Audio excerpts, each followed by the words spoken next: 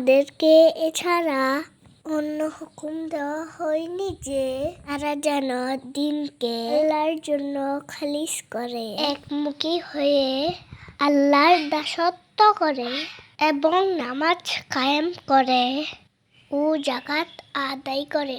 এটাই সঠিক মজবুত দিন।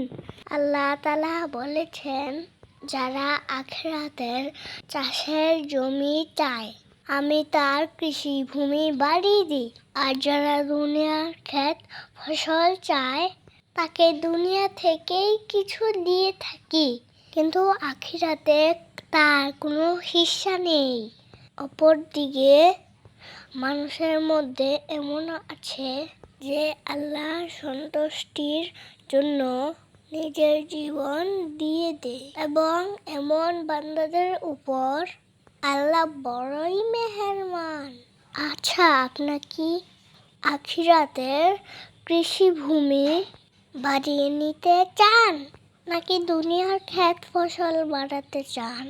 আল্লাহ যেন আমাদের সবাইকে আখিরাতের চাষের জমি বাড়িয়ে নিতে তৌফিক দান করেন। সবাই বলুন আমিন।